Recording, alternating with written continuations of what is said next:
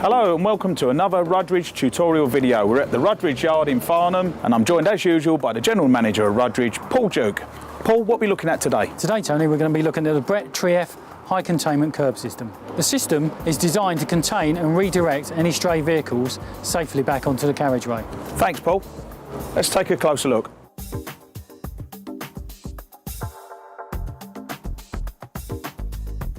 The horizontal and vertical alignment of the curb would have been determined by the designer. To ensure that the curb system performs to deflect traffic away from the curb, the distance between the toe of the curb and carriageway surface must be at least 25mm. At the location of the proposed curb line, the formation is approximately 615 to 630mm below the top of the curb design level. Alternatively, build up levels with suitable pavement material.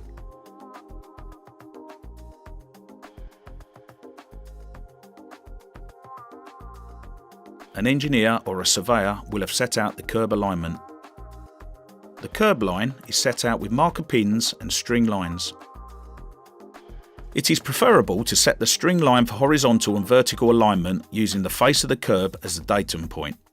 Alternatively, it is possible to set out using the rear of the curb as the datum, but it may be necessary to adjust the horizontal alignment to ensure the face of the curbs align.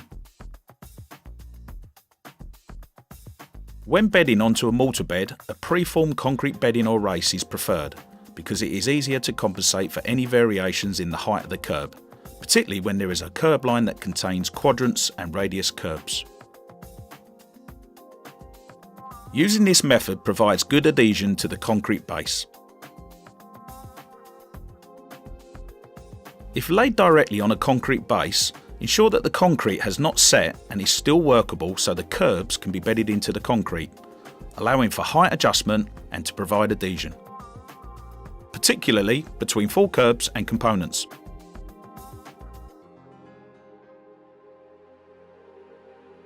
If using a mortar bed foundation, allow the concrete to harden before applying a bonding mortar just prior to installing the curbs. Ensure the mortar is still fresh so that the curbs will adhere and can be adjusted for any variability in height.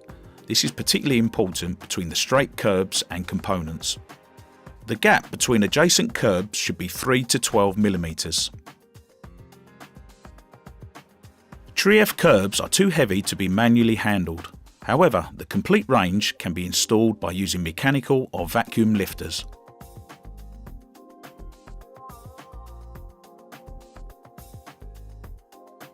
The curb is bedded into the mortar or the curb bedding using a pavier's maul. The position of the curb may need adjusting to ensure the face is aligned. This is done with a crowbar, levering at the base of the curb, not the top of the curb, so not to damage any exposed surfaces.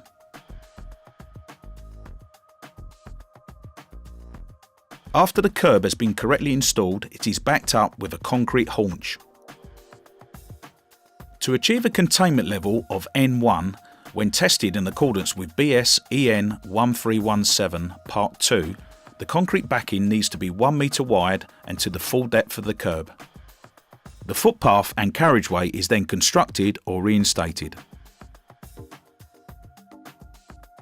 Transition curbs are available to allow Trief curbs to connect to British Standard HB2 curbs. Various components, such as quadrants, are available to enable the designer to achieve their curb layout. Various components, such as quadrants, internal and external radius curbs, are available from Rudridge to enable the designer to achieve their curb layout.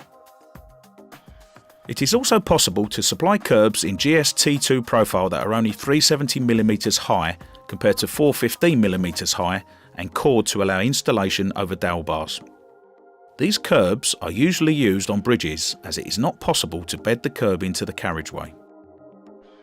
In these applications, the Trief curb is usually adhered to the bridge deck using an epoxy resin. Here we can see the Trief redirectional curb doing its job during a test at the Transport Research Laboratory, where a 1500 kilogram car strikes at 50 miles per hour. During the test sequence, none of the wheels of the vehicle passed over or under the safety barrier. critically reducing the risk to pedestrians and structures beyond.